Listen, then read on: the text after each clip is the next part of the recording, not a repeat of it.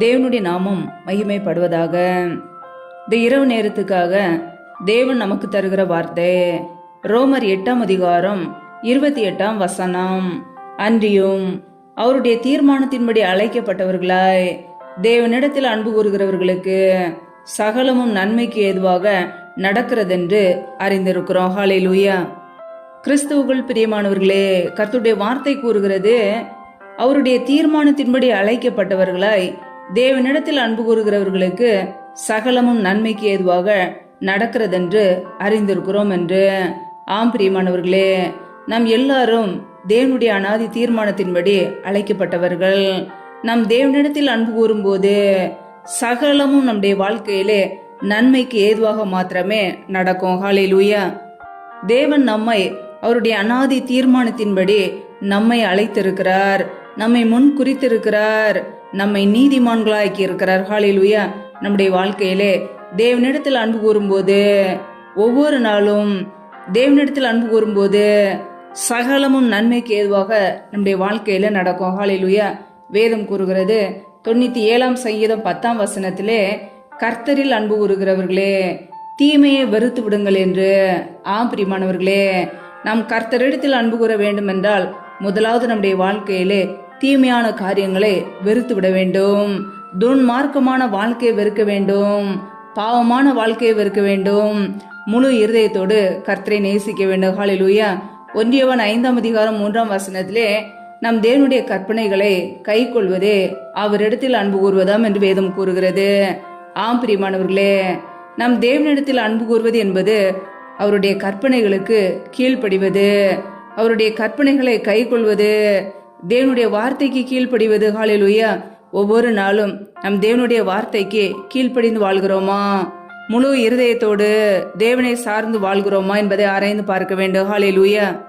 Mark எழுதிய சுவிசேஷ பகுதி 12ஆம் அதிகாரம் 30-31 ஆகிய வசனங்களை நாம் வாசிக்கும் பொழுது, உன் தேவனாகிய கர்த்தரிடத்தில் உன் முழு இருதயத்தோடும், உன் முழு ஆத்துமாவோடும், உன் முழு மனதோடும், உன் முழு பலத்தோடும் அன்பு கூறுவாயாக என்பதே பிரதான கற்பனை. இதற்கு ஒப்பாய் இருக்கிற 2ஆம் கற்பனை என்னவென்றால், உன்னிடத்திலே அன்பு கூறுவது போல் பிறனிடத்திலும் அன்பு கூறுவாயாக என்பதே. இவைகளிலும் பெரிய கற்பனை வேறொன்றும் இல்லை என்றார்.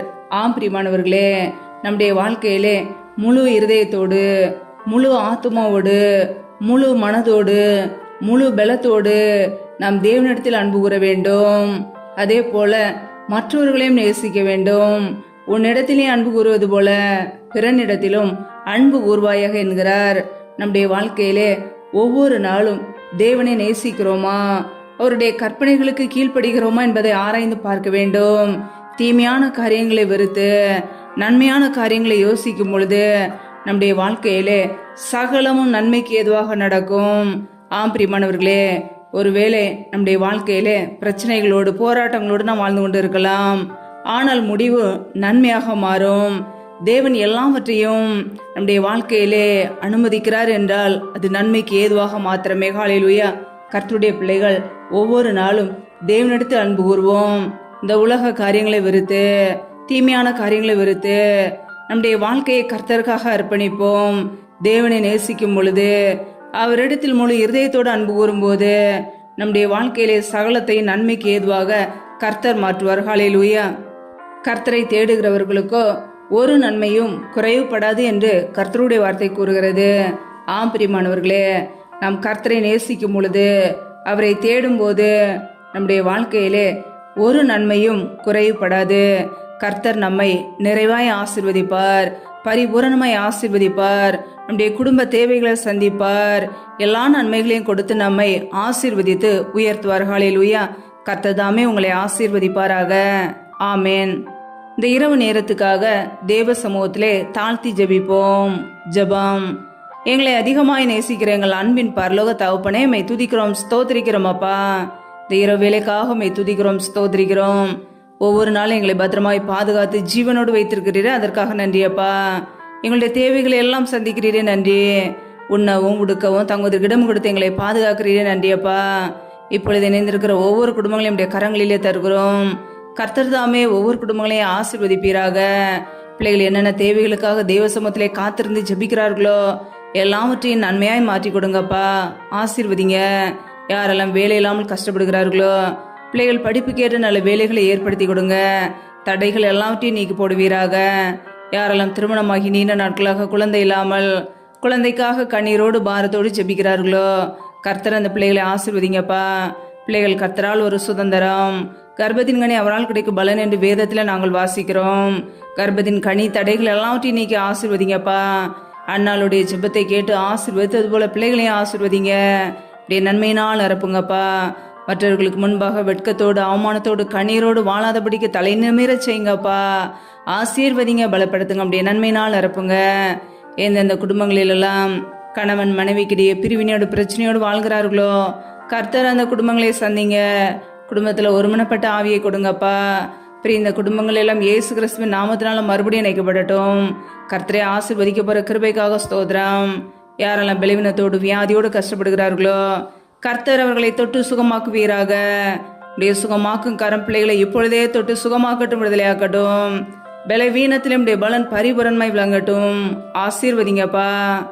எந்தெந்த குடும்பங்களிலெல்லாம் திக்கற்றவர்களாய் தனிமையோடு வாழ்கிறார்களோ கணவரால் கைவிடப்பட்ட ஒரு நிலைமையிலே யாருமே இல்லாமல் கஷ்டப்படுகிறார்களோ கர்த்தர் அவர்களுக்கு உதவி செய்யுங்கப்பா. திக்கற்ற பிள்ளைகளுக்கு நீரே சகாயர். நீர் மாத்திரமே உதவி செய்ய முடியும். பிள்ளையுடைய தேவைகளை சந்திங்க. பொருளாதார தேவைகளை சந்திங்க. படிப்பு தேவைகளை சந்திங்க. பண தேவைகளை சந்திங்க. ஆசீர்வதிங்க. அப்படியே நன்மையினால் நிரப்புங்கப்பா. அப்படியே கரங்களிலே தாழ்த்தி அர்ப்பணித்து ஜபிக்கிறோம். யாரெல்லாம் கடன் பிரச்சனையிலே உபத்திரவத்திலே கண்ணீரோடு வாழ்கிறார்களோ நிம்மதி இல்லாமல் கஷ்டப்படுகிறார்களோ கர்த்தர் அந்த குடும்பங்களை ஆசீர்வதிங்கப்பா. பிள்ளைகள் வாழ்க்கையில் உள்ள கடன் பிரச்சனை நீக்கி ஆசீர்வதிங்க. தரித்திர நிலைமைகள் வறுமைகள் எல்லாம் இயேசு கிறிஸ்துவின் நாமத்தினால நீங்கி போகட்டும். கர்த்தரை ஆசீர்வதிக்க போற கிருபைக்காக உமக்கு ஸ்தோத்திரமாப்பா. அப்படியே கரங்களிலே தாழ்த்தி ஜபிக்கிறோம். இந்த இரவு நேரத்தில் இன்பமான தூக்கத்தை கொடுங்க. சொப்பன தரிசனங்களோடு எங்களோடு கூட பேசுங்கப்பா. வரப்போற காரியங்களை வெளிப்படுத்துங்க. அதிகாலையில் எழுந்து தேவசமத்திலே காத்திருக்க உம்மை துதிக்க முடிய நாமத்தை உயர்த்த எங்களை அர்ப்பணிக்கிறோம். சத்துரு கொண்டு வருகிற போராட்டங்கள், பிரச்சனைகள், மரண பயங்கள், இருளின் அதிகாரங்கள், ஆபத்துகள், நாச மோசங்கள், தீமைகள், விக்னங்கள் எல்லாவற்றிற்கும் விலைக்கு ஒவ்வொரு குடும்பத்தையும் பாதுகாத்து கொள்ளுங்கப்பா. அப்படியே கிருபைகளை மறைத்து வைத்துக் கொள்ளுங்க. அப்படியே இரத்த கோட்டைகளை மூடி பத்திரமாய் பாதுகாத்து கொள்ளுங்கப்பா. எந்த சத்துருக்களின் கிரியைகளை எங்களை தொடக்கூடாது. வேலி அடைங்க. அப்படியே இரத்த கோட்டைகளை அர்ப்பணிக்கிறோம். எங்களை ஆசீர்வதிங்க, பாதுகாத்து கொள்ளுங்க. எல்லா துதிகனா மகிமையெல்லாம் ஒருவருக்கே செலுத்துகிறோம். இயேசு கிறிஸ்துவின் மூலம் ஜெபிக்கிறோம் ஜீவன் உள்ள நல்ல பிதாவே, ஆமேன். கர்த்தர் தாமே உங்களையும் உங்கள் குடும்பங்களையும் ஆசீர்வதிப்பாராக. ஆமேன்.